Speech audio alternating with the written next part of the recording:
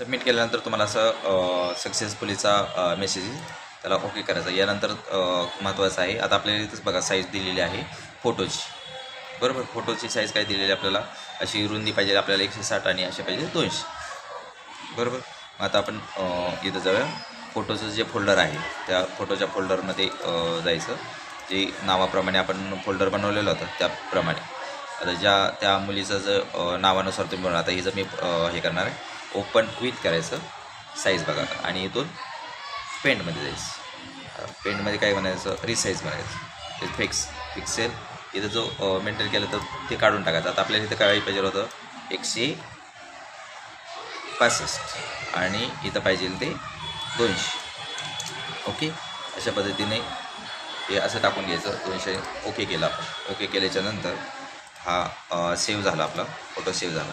आणि मग आता आपण परत आपल्या इथं जायचं. इथं आपलं 160 आणि 200 पाहिजे होतं, तसं आपण जायचं.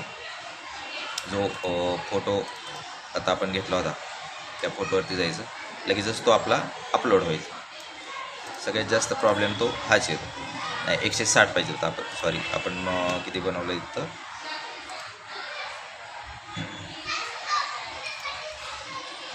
पुढे जायचं, ओपनमध्ये पेनमध्ये जायचं, रिसाईज म्हणायचं, इकडचं जे मेंटेन आणि हे आहे ते काढून टाकायचं, आणि इथं पिक्सेलमध्ये जायचं.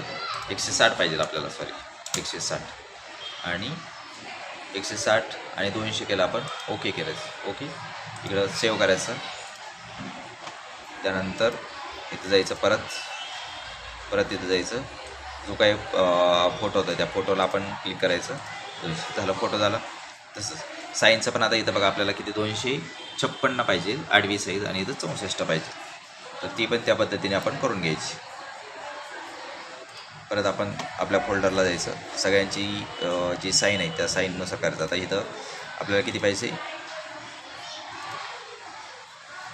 रिसाईजमध्ये जायचं, पेंटमध्ये रिसाईजमध्ये इथं पिक्सल, त्यानंतर इकडचा आपल्याला हा काढायचं आहे, आणि इथं किती पाहिजे आपल्याला 256 साईज करून घ्यायची, आणि इथं आहे ती 64 साईज करून घ्यायची. ओके, मग आपला साईज सेव्ह झाली, इथं ओके करायचं.